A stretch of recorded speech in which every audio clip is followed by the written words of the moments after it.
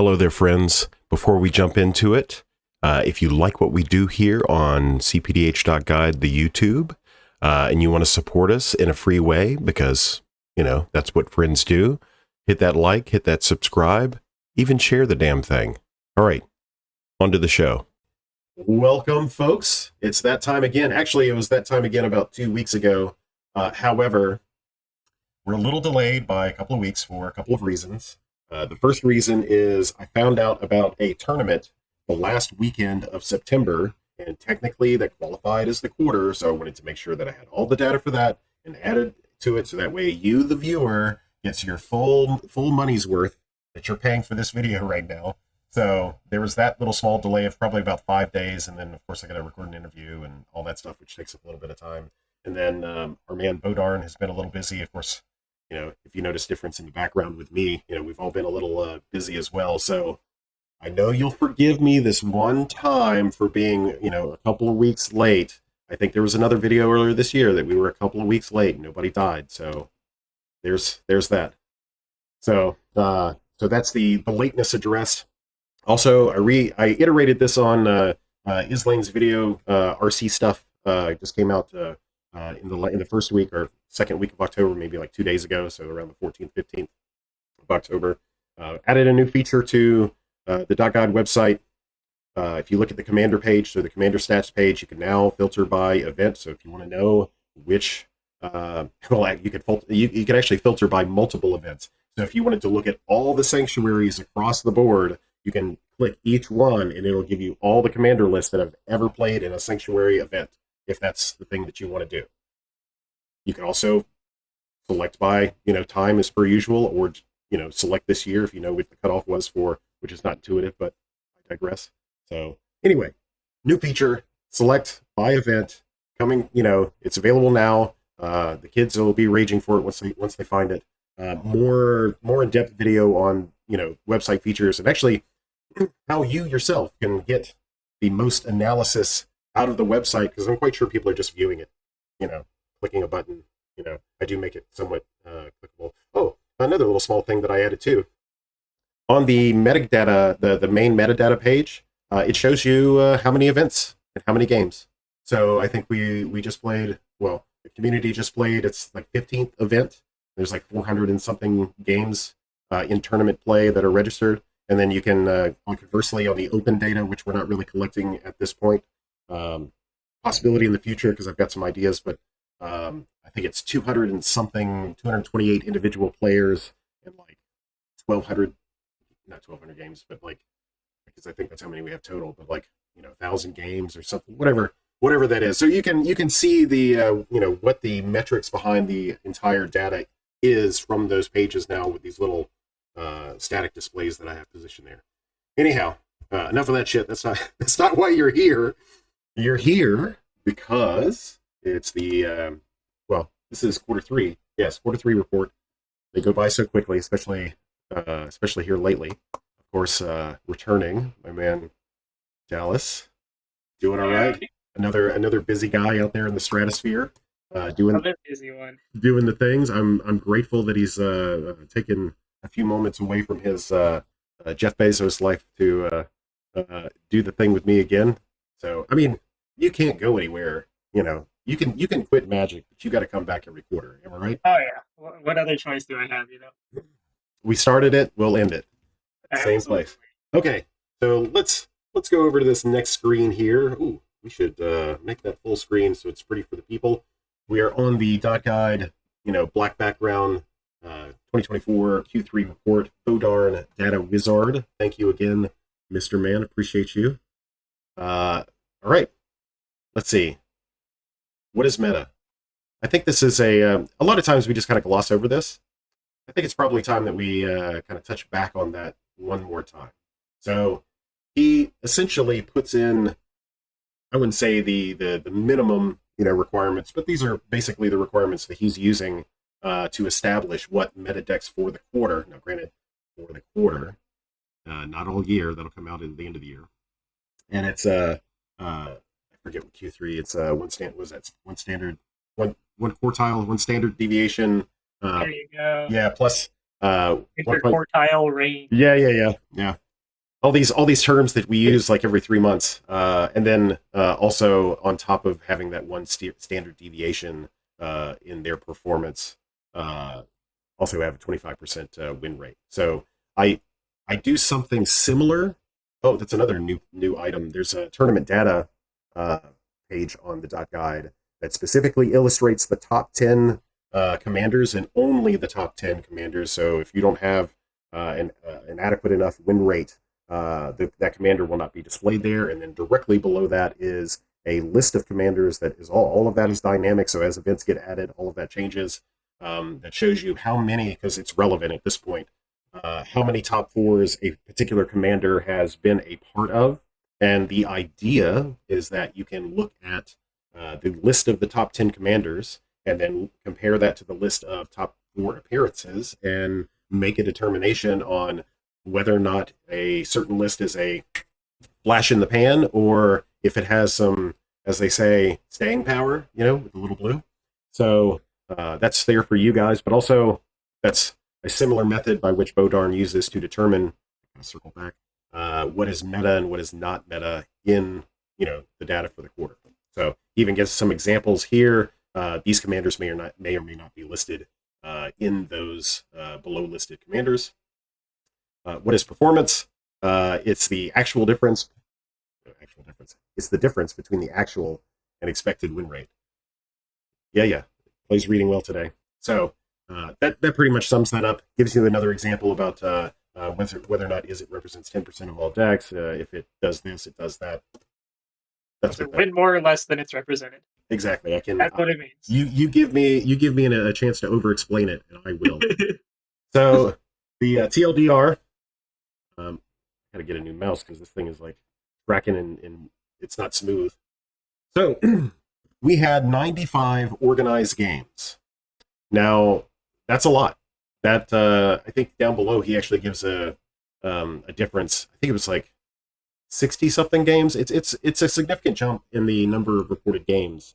But also summertime is usually a busier time. It's when RIW happens. We had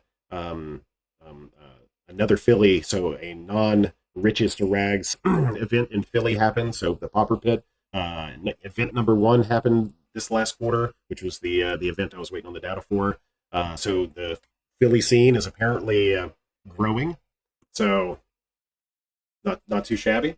And here's the breakdown of meta commanders. Go ahead. I'm going to get some drink while you tell these nice folks what you see. Sounds lovely. So, to the shock and awe of all of us, Gretchen Titchwillow is still meta. That about sums up everything you need to know here. Full stop. Okay, video over. Good job.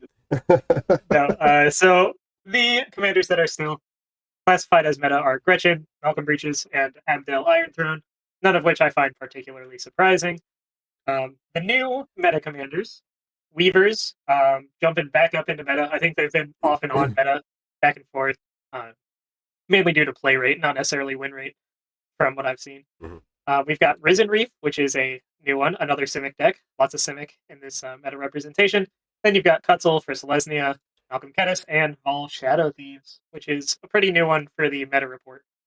Well, on Vol, so we had 2 show up in Sanctuary this last tournament, which is impressive because I think that's the first time we've ever had 2 different players with the same list. But Tony Baloney, our good buddy Tony, has been jamming the F out of that deck like Grinder Central. So I'm not so surprised that that has now popped up, and I guess the little extra representation by the second player helps as well. So please continue. Yeah. It's one that's had potential for a while for sure. Just hasn't ever gotten there yet. Because it plays Freed, right? Yeah, exactly. It's a Demir Freed deck, As for the commanders that have fallen out of the meta, we have the colorless Patchwork Automaton, which had a good showing at one tournament last quarter, but has not shown up since, so fallen off. We also have Crypt Rats, Wilson Far Traveler, Mystic Enforcer, and Sphinx Summoner. A lot of these are decks that were represented by like one player and did well in tournament last quarter from that one player, or had just a lot of games recorded, and those players switched to a different deck or didn't play in events this quarter. So now, Adam, my man Beachbot God, this is last quarter's data. Your Sanctuary performance in this quarter won't count until the end of the year. My bad, buddy. So I fully expect that Mystic Enforcer will probably jump back into the French, meta area. So keep your eye out. But yeah, like that's just part of the volatility of a lower player base format when we're doing data.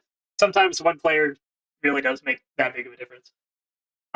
Aside from that, outside of specific commanders, median game ended on turn 9.5, which is a bit slower than I would expect. So that's worth noting. And all archetypes and colors performed within 5% of the expectation, which generally signifies a pretty healthy format. Hooray! So now is the time okay, I get it. An argument could be made, like you just said, right? Players who normally play one thing have switched off of that one thing and are playing another thing. So by virtue of that change, we now have some sort of equilibrium. So to the detractors out there who are looking at the efficacy of combo or control or what have you, under this last quarter, which we had 95 recorded games, we found that equilibrium. And it's important to highlight, we're getting more and more games in person. So the online meta is, I think you would agree that it's a little homogenized. Absolutely, yeah. It's very different, especially when like in person you have a lot more of I'm going to build what I have access to. My cards aren't going to get here by the time the event happens. Yada yada yada.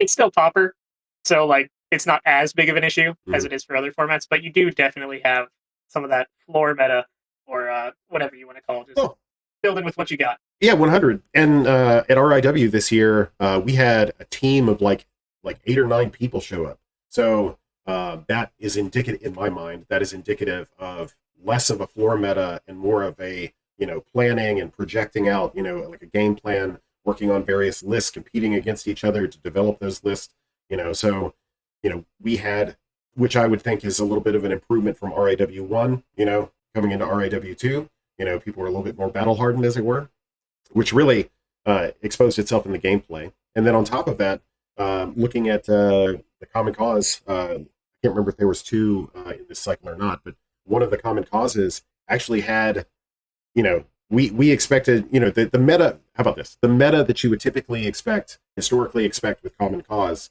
was different. You had a top 4 of, less mid-range and control and more like, aggro and combo. So that was atypical, plus the other tournaments, the in-person tournaments. I think to use that, I would consider that like the ideal baseline going forward, having less of that one particular, meta influence on the numbers and all of that. Yeah, I'm talking a lot. I hope that made sense. No, a little? Okay. I get your point. Yeah. So, I mean, to that end, like the proverbial pendulum has started to swing. Now, whether or not you good folks out there listening to this take heed of the words of this masterful person and this idiot are saying, plus Bodarnn and his expert analysis, if you take heed and apply, maybe we can stay there. Anyhow, introduction. Now we're on to the intro. Yeah. Hey guys, welcome to the video.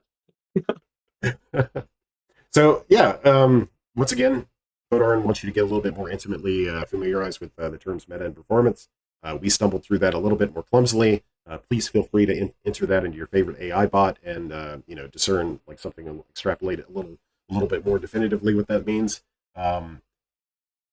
There's the notation there that we only captured organized play. I think last one was the first that we did, or only organized play. So this would be the second, right? Yeah. And then the caveat as well of this is only statistical. So we are anthropologists, looking into history and trying to find meaning in said history, and hopeful that we can learn some lessons and project that forward. It is not predicted. Okay. Let's see. Organized play. 95 games compared to 69. Nice. In Q2. I knew it was 60 something. I just can't remember what it was, but that's pretty significant. Pretty easy one to remember. So here we've got the breakdown of the meta commanders that we talked about earlier. Here you can see Bodarnn nicely, and I like this trend that he's doing where he's actually putting the previous quarter next to it, so that way we can talk about it. So you can see like Laylor Weaver, which I think is exclusively me. I'm not sure. No. Gator had Very. 3 wins. Yeah, so 3 of these games, or actually 4 of these games, are Gator, and then I think the rest are me. And then of course Malcolm Breaches, slightly skewed because you had 3 players playing the list in one event, but also you had those commanders represented by at least 2 other players in other events. If I recall, that same common cause that I was talking about.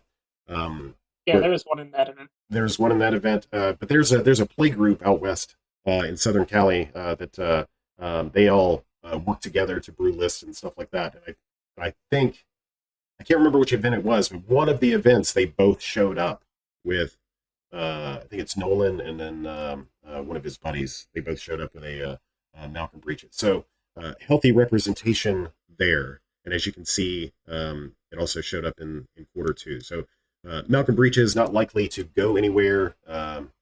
Survey says it's a pretty decent deck. So, Good deck. so it'll probably stick around. The Risen Reef, I know at least 4 of those games or 5 of those games are at RIW. It's the same. I assume so. Yeah, the same gentleman who got the top 4 last year. So good deck. We talk a lot about matching decks and archetypes to players, and I think that's a prime example of the right list in the right hands can yield results. Let's see. Kutzel went on a little bit of a tear.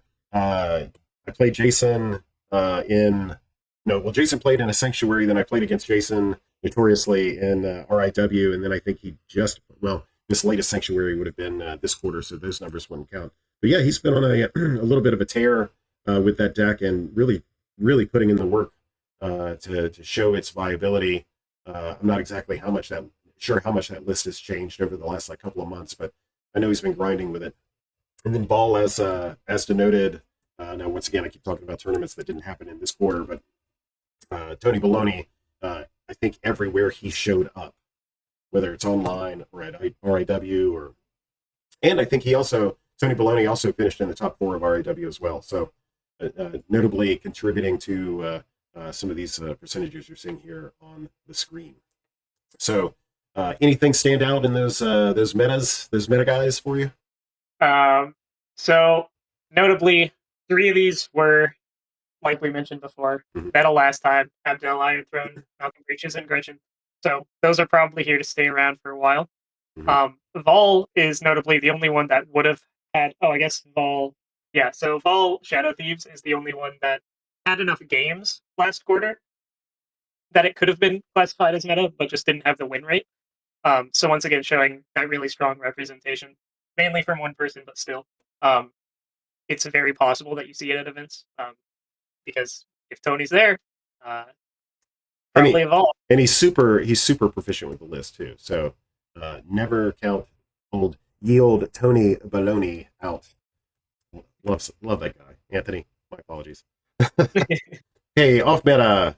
Hey, we had an Arabella show up, which is kind of interesting because historically speaking, and I said this to somebody here recently, you'll get some new commanders show up to these events occasionally, but historically speaking, it usually takes about 6 months for these lists to be put together and play tested and something figured out. So the fact that an Arabella Duskborn was 3 weeks ago, 4 weeks ago, like that. Pretty recent. So just at the end of the quarter, it's pretty rare that you see something like this just kind of pop in and pop off at the standard 25% win rate. Sphinx Summoner, Lobert performed well with this at a number of events this year, and I think he's just kind of pivoting to something new. So it just could be one of those things. Zada, I presume this to be Stein, with the exception of Stein's probably half of it. There was actually a Zada player at RIW, now that I think about it. Same with Abomination of Llanowar. Same with Alexius. Unsure. No, I think Dalek Squadron was a common cause list. Tatiova was probably a split between Popper Pit 1 and I know the Tetsuo that showed up at RIW was actually DQ'd because he had a Ristic study in his list. I mean, they offered to like change it out with something real quick. The judge offered to, but he was like probably embarrassed and hightailed it out of there. Yeah, understandable. And then, wow, Sword Coast Sailor. What do you think about that? I think that's a crazy one. 2 quarters in a row, just not performing. It's got decent representation. It's not like not being played. I really don't know what to say. I would say the main thing that I see as an issue for that deck is the faster decks. But as we saw, like the average turn length in this quarter was 9.5 turns, which is about where this deck is usually trying to win the game. So I'm shocked to see this one, honestly. That was being jammed earlier this year by a guy named Potestas over there in the Sanctuary. I remember having a conversation with him being frustrated with the list. So for all the things that Abdel is, the problem with Abdel is it takes all of your like interaction points and like focuses it directly. The nexus of that that point of interaction is really small, and it's all relative to Abdel's ETB. So it can be quite frustrating because in those moments where you want to resolve an Abdel for value, nobody believes you. So yeah, I guess people figured it out, just don't let Abdel do Abdel and you're okay. Now that said, for you Abdel lovers out there, at the end of the video I'm going to be talking about some specific things, none of which will be specifically Abdel and combo, but I think with some of the things I'll be talking about, I do think that if those things pan out the way that I hope that they do, I do think Abdel becomes a contender again in that environment. So put a pin in that. And then the last one is Crip Rats. Crip Rats, Scooby Drew is like the main pilot of this. I think this is, I can't remember if he showed up to RIW or not. Yes, he did. So he showed up to RIW and he played an event. I think he played in Sanctuary. So I think this is all him. I believe so, yeah. And ironically, I think the 8 in the previous quarter are all him as well. Also him. Shout out to Scoob. You're crazy enough to bring that. you're consistent. Although it's weird, like, he had a 37.5% win rate in the previous quarter. I mean, hell yeah, I'd be jamming it in the next quarter if that's the case. I mean, that's pretty decent. So there's that. Anything from the off meta that's surprising? I think this one is interesting. Got a little Alexios. Yeah, I mean, Alexios is an interesting one. I think that's a deck that kind of shows the issues with being all in on a pretty effective strategy that loses in the late game and can't actually close the game out. Is from the few games I've played where I've played against Alexios, it's a lot of the time it's like 2 players are dead and then the last player has 3 removal spells and you can't win the game. And then Arabella, generally I prefer to keep my personal biases out of these videos, but I do want to mention that this is like the first card that I saw get spoiled as a commander like this year that I was like, you know what? That one actually looks playable. Because I've seen a lot of hype over a lot of cards getting spoiled. There's been a lot of duty. I don't get it. There's this one's good. I like this one. Yeah, to your point there, like from a commander wise, there's been a lot of doo-doo this year with regard to cards that we've got. Now in the 99, we've had some interesting gems, but like from a commander perspective, I agree. I haven't really done a whole lot of digging into Arabella. Typically, I stay out of the fray because everybody's got damned opinions, and I want all that stuff to clear up. And I usually kind of hop in like 6 months later once all of that has died down. I can just ignore everybody else's list and organically build it the way that I want to build it without any intrusion or other Magic players, right? Other Magic players' thoughts. Yeah. They're the best. So love them all. All right. So other notables, we've got Patchwork Automaton took down a tournament, Wilson Far Traveler, and Mystic Enforcer. So we talked about Mystic Enforcer earlier. It has basically one pilot who has refined that list and refined that list. I guess that also applies to Wilson Far Traveler. I haven't seen Hive since RIW. So, and I think that's 2 events that they missed. So it's possible that just by virtue of like just not playing regularly like they used to. This could be one of those things that it's a representation kind of deal. I think you would agree that Wilson is Far Traveler's a decent like list. You can see.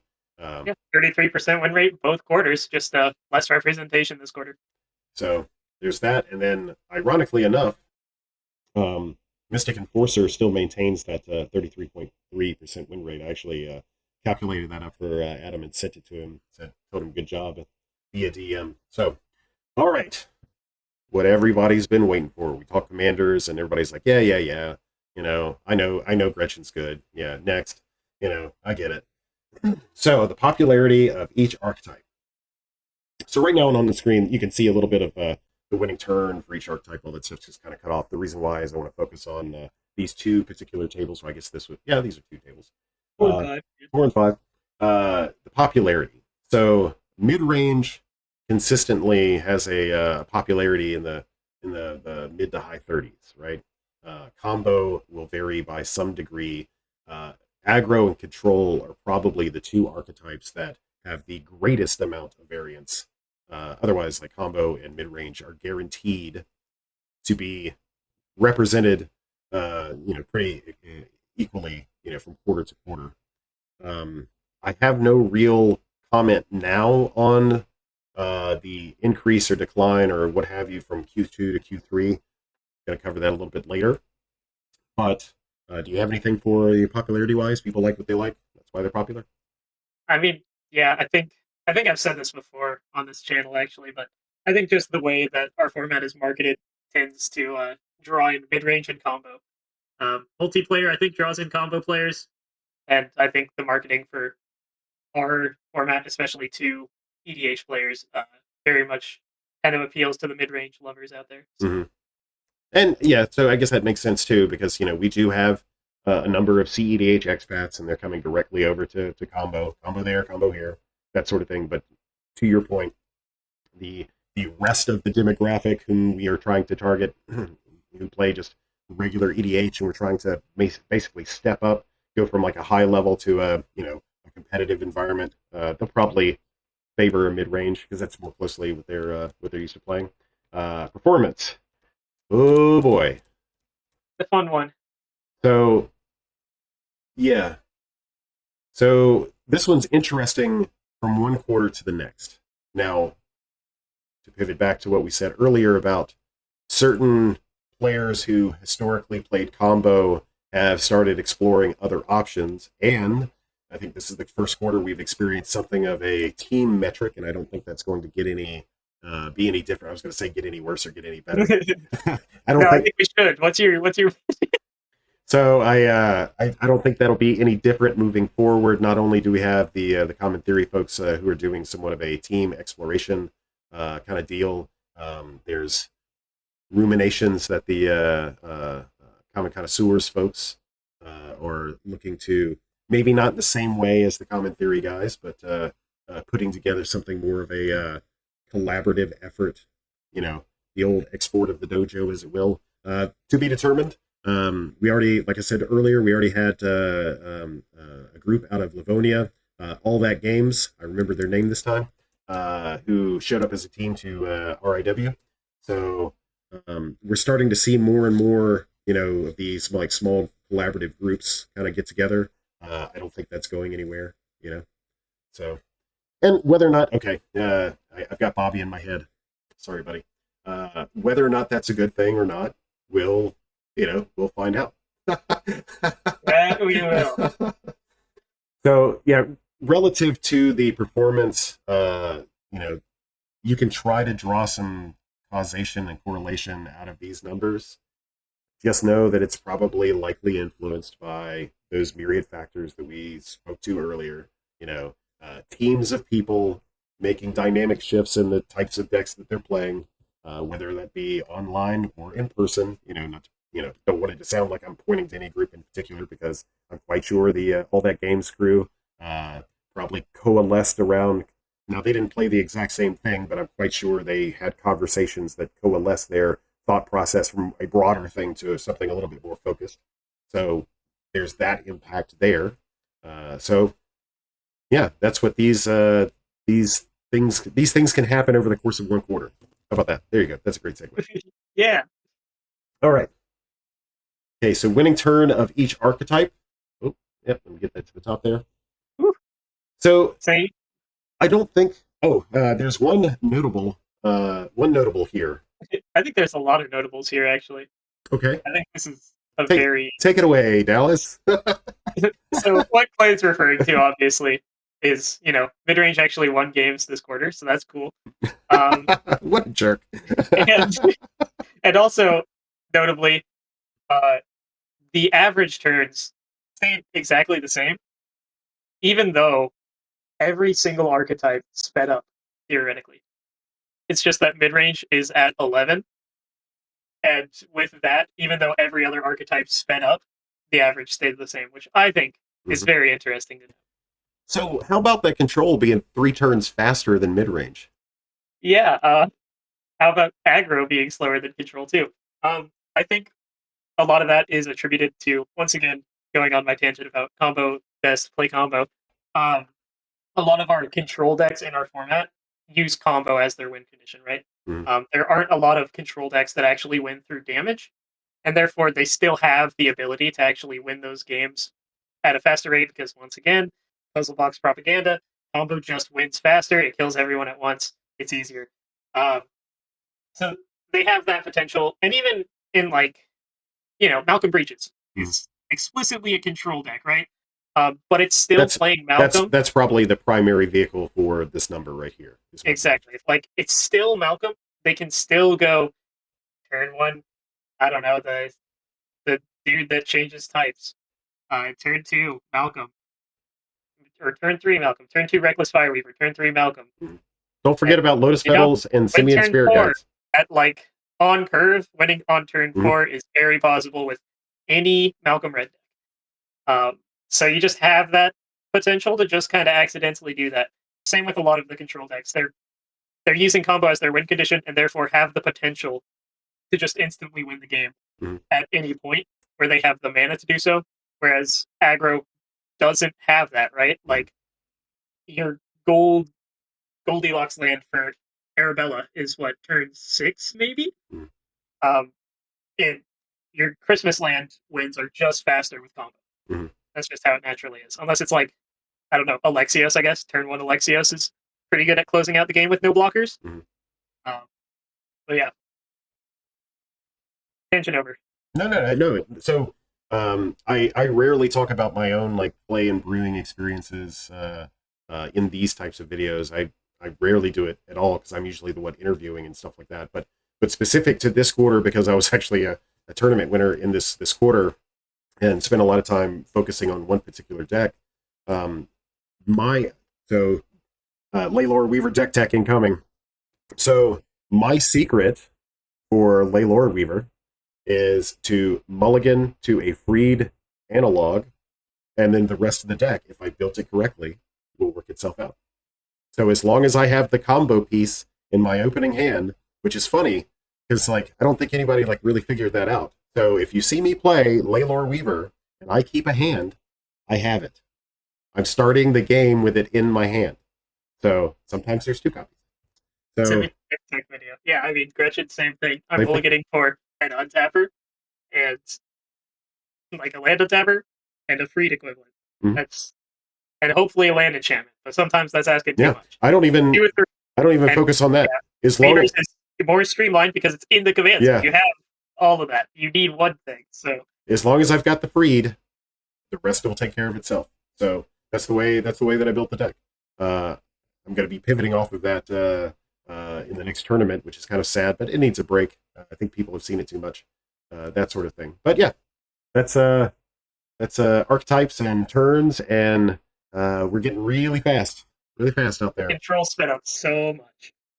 So 5 turns difference for control decks, which is good because that'll feed into my later talking points. Okie dokie. Popularity and performance of each color. I've asked Bodarnn to include this because new players enjoy this sort of thing. More experienced players take it or leave it.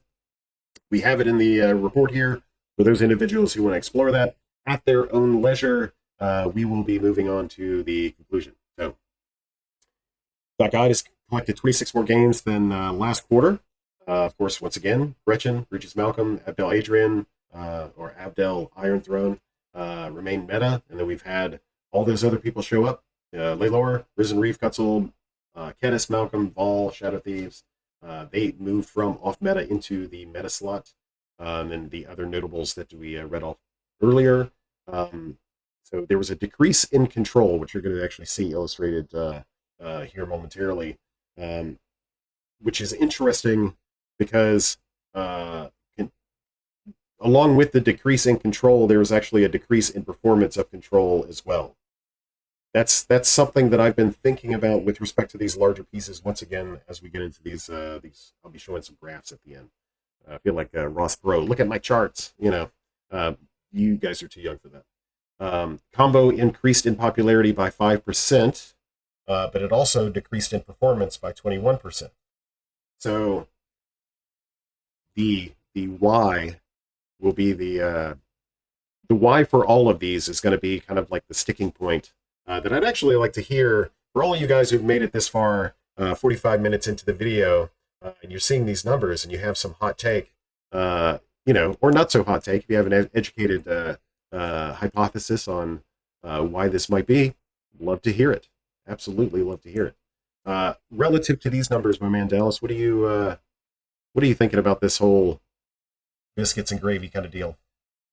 So I think obviously the comparison of performance data is very hard to take anything meaningful from due to the disaster that was last quarter on the performance rates. It's pretty hard to draw any meaningful conclusions from that. Mm-hmm. One thing that I do think is interesting is seeing control decrease in popularity, like you mentioned. But Malcolm Breach's games specifically Mm-hmm. Actually increased, Mm-hmm.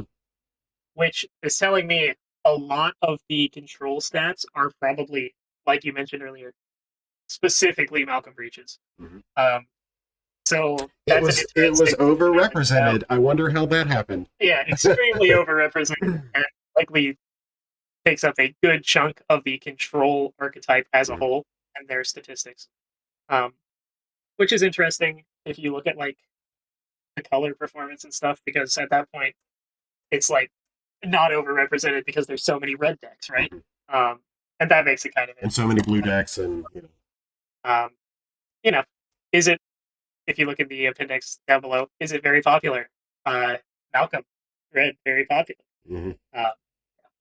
Just things like that are so noteworthy. You appropriately pointed out that, and even Bodarnn puts it here, the products of unusual Q2 results. So you'll be able to see this graphically here in a moment. Like mid-range took a nosedive, and as a response to that, combo's performance surged. Now, I think mistakenly, as we get into that, let me make sure. Yeah, we're at the end of that. Oh, he's got an edit in here that I want to read too. So mistakenly, I think it's inappropriate to draw or to attach a correlation between mid-range and combo, the performance of one and the other. I don't think those are linked at all, in the least. And we'll get into that more further. So Bodarnn did come in and put an edit. The expectation or assumption is that all decks perform equally. For example, an archetype color that appears in 10% of all games will win 10% of all games. I think that's in direct... yeah, I mean, he mentions that in the definition of what is meta and what is performance, specifically what is performance, he mentions that. But yeah, talking about the performance of all archetypes and colors were within 5%. So once again, spell it out. If it shows up, if it has a 15% representation, you would expect it to win 15% of the games, right, plus or minus whatever it is. That's the performance value. So over performance, it just wins more games than what it's represented in. So this is the quarter to compare all other quarters to, not last quarter. Yeah. Okay. Yeah, last quarter is an outlier. All right. Obviously, we have more games too this quarter, which helps that a lot. Switching over to the graphs. Okay, so what you find people see in front of you is today, well, actually starting yesterday, I got curious and I took the popularity, which is on the left. I know you can't see the title of it because I had to smush it to get into the screen, but popularity is the graph on the left. performance is the graph on the right. So I took all the popularity and performance metrics provided by Bodarnn over the last 5 quarters, including this one, and I put them graphically so that way we can take a look and make some conjecture based on what we're seeing. Notably, right off the bat, I'll refer you to the graph on the right for performance data, and you can see that mid-range went down the toilet and combo went through the roof. Now, once again, I don't think there's an appropriate causal relationship between those two items. I think that combo just won faster than mid-range could win in the representation of mid-range at the time, which, as you can see on the left hand, it had the highest representation during that period. Just naturally, it just worked out that, mid-range having more decks and combo winning, more often is just going to tank, that respectively, those two. So what I think is happening here is I think there's a relationship between the amount of control in the meta at any given time being played. I think there's a relationship between that and combo. Now, I'm not smart enough to know what that relationship is at the moment, but I think that that performance for combo would likely have been higher provided control didn't perform as well during that same period. Now, we also see slight uptick, once again on the graph on the right, in aggro during the same period, and I can't really explain what aggro's little piece is. Maybe the aggro decks are taking hits on the combo decks in the early game, which makes it easier for the control decks to maybe close out. Maybe that's how we explain that. But, do you have any impressions of, am I talking to clouds? Talking, yelling? I mean, to note, we're drawing conjecture from technically 5 data points here. Obviously, it's the amalgamate of hundreds of games, but talking about this graph specifically, we have 5 data points. That's not very much to actually draw any real conclusions from. So once again, conjecture. But I do think looking at the popularity rates and comparing it to the performance is a very interesting thing to be looking at. And I think it's a good thing to keep an eye on as we get more data points and maybe be able to see some of those trends actually reoccur at some point, especially since we've finally reached Q3, so a full year from last when we started, we have a cycle complete. Well, it's notable that if you look at the popularity side, the same, well, I don't know if it's at the same rate, but at a similar rate that combo decreased in popularity, control increased in popularity. So was this combo players switching to the dark side and playing control? That's question number one. And then that would also seek to answer that a former combo player who's now playing control, who's playing against combo, probably knows the decks that they're playing against infinitely better than potentially other players, which would explain a better success rate, potentially. And yeah, this is where I can see the team structure that we're moving towards potentially becoming problematic. Is for our data perspective, right? Is we've got 3-4 people on a team playing combo this quarter, right? And then, yeah, like you say, they switch to control. Not only does that skew the popularity vastly, but if, for example, they're doing great with combo and then miserable with control, it also skews not only the rates of what they're playing, but also what they're playing against, because obviously there has to be a winner and a loser. So that's where it can become potentially problematic, but that can happen with individual players as well. So, regarding the team aspect of that, so I don't disagree with the concept of teams. I think people practicing together and honing together is a positive thing. I do think that running the same list is probably the erroneous portion of that. I get wanting to promote Sivris because Sivris is believed to have some potential for a while, and under the piloting of Gator made it to a top 4. I get that aspect of it. However, I do think I'll ask this question to you. had those same three people, could be, same players, could be any three people, right? Had those three players actually chose, different archetypes, different commanders, what have you, and tuned those lists to battle each other, do you think that would be a better outcome for us reading this data, looking for it to be, I mean, I think it would improve the consistency of the data. I do think it would probably make them do worse in tournament, funnily enough. Because, if they're tuning their decks against each other, then when they run into each other in bracket, it's going to be a bit harder for them. Mhm. And notably, like, this team thing, even like playing the exact same list, happens in other card games. They just have a much larger player base, so it doesn't impact their data the same way it impacts ours. But I don't have too much to say on that outside of we'll see where it goes. Yeah. Oh, the last part about this is popularity never converges, ever, but performance has converged twice, quarter one and quarter three. So, this to me, absent everything else, is evidence of that proverbial pendulum, moving through. You'll have decks do really well, and then people over prepare, and then it gets squashed, and then the grease as it were slips out somewhere else, and I think this here is evidence of that. So if you don't like the format, wait 3 months and come back. Who knows which archetype will be the peak this quarter? Yeah, I wanted to set this up now because this is something that I would like to kind of track over, the next little bit. Especially, I need to go back and I need to find because I think we've been doing this for almost 2 years now. So I'd like to now. What maybe the smart ones among you will recognize the flaw here. The meta a month ago is nowhere near the meta in January of 2023. So, I do recognize that I'm looking at, at the bottom of the graphs, I know it says 2024 all the way across the board. It's quarter three, 2023. That's Clay's fingers. I know that bastard. So, yeah, those last 2 quarters of last year, that's what that is. So, okay. I think that's enough of all of that. Go back to the 2-person screen. All right. So, interesting quarter. Do you have any closing thoughts on that, or potentially any predictive thoughts on the next one?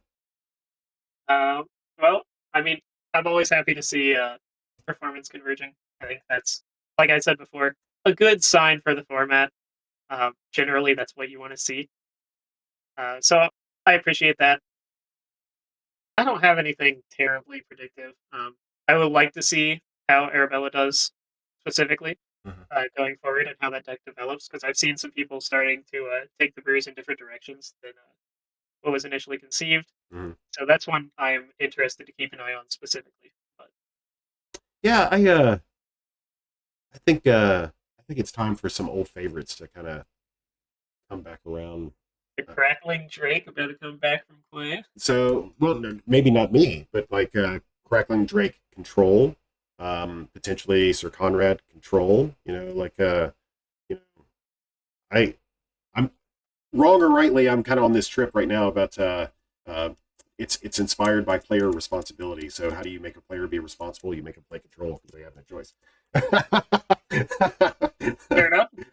So I'd be highly interested in even some of these more like maybe not grindier mid-range lists, because when I say grindier mid-range lists, I'm thinking in my head of all these little board pieces and tools that they're using to eke out like value, and that doesn't necessarily equate to interaction. Yeah, I think a lot of people like to say that's what control is. I think that's mid-range. Like, that's just what mid-range is. And control needs to have those value engines as well, but they're seeking to achieve different things, right? So that's worth noting. One thing that we didn't talk about at all is the homogenation of strategies, which could be a fair point to talk about next quarter. Like, for example, pinger strategies. Yeah, I was going to say, pinger decks, very popular nowadays. Edict, scam type decks. So those are two specific strategies that have seen an influx in attendance, as it were, showing up to games this year. I can't think of another like base strategy that is comparable. If you want to say Freed, I guess Gretchen and Vol. So Gretchen, Vol, Weavers. So Freed is the combo of choice in 2024. Yeah, somewhere along those lines. Versus Flicker. Red X decks are favoring pingers. Black X decks are favoring Scam Edict tech. So that's pretty consistent. I don't think there's a white or a green related. I mean, white has like Flicker, but I don't know how much that is outside of Abdel. Well, that was a big thing last year. Was white, blue Flicker. White. Honestly, there's not much white representation in the meta. There's Abdel and Kutzel. Mm-hmm. Red has plenty of representation. Pingers. Lots of pingers and Alexios. Mm-hmm. But yeah. And Zada. Yeah, which has a pinger build. So do it that way you will. I don't think Alexios is going to get a pinger build anytime soon. But, I could be surprised. I wouldn't expect that one. Mm-hmm. Well, I mean, with the influx of pingers, especially if we keep on the track that we've been on with the addition of new cards, I could see from a control, I could see a Torwalkie list, because the problem with Torwalkie in the beginning was it didn't really have a good way to close out the game. But we've got like 4 new pingers since then, and I think a downshift of what's the 2-pinger goblin? Guttersnipe. So yeah, I mean, if they keep printing them, critical mass is very much a thing in singleton formats, especially. So like we've yet to see. No, that's not fair. Breaches is the only pinger storm deck that we have. Yeah, and I mean, well, technically, Storm Kiln Artist, but it's not a very popular deck at all. I used to play that a little bit, but yeah, like talking to the critical mass point, I think that's why pingers are so popular and Freed is so popular and edicts are so popular. What have we been getting? We've got a lot of pingers, a lot of new edicts, and a lot of land untappers. We get land untappers and land enchantments. Like every 2 sets, we get one. Pretty consistently. I think for the ironically enough, I think for the Freed list, it's less the untappers that kind of like push that deck over the edge. I think if they made more like wizard cyclers or other tunable components, that helps a lot. And especially like people starting to pick up immobilizing ink as an option. I tried it. Well. I tried it. I couldn't do it. It works for some. It doesn't work for others, for sure. But it's just another quote unquote copy of Freed. So you've got Freed, Graph Mage, the other wizard. I cannot think of the name. Soulbond Wizard. I can't either. Yeah. And 2 wizard cyclers. 2 wizard cyclers. And Drift. Roll for transmute through Muddle, Drift. There's just so many options for that. Whereas once again, Flicker's issue has always been Peregrine Drake, Brain Spoil. Like that's what you got. Yeah. Flicker decks aren't doing well.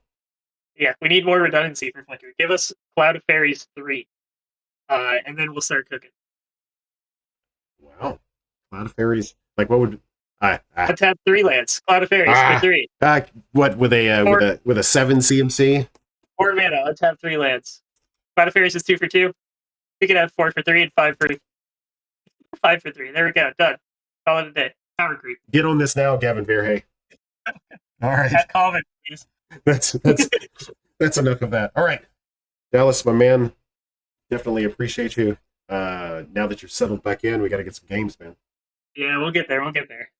So, all right, folks, hit us up on the socials. We'll see you soon. See you.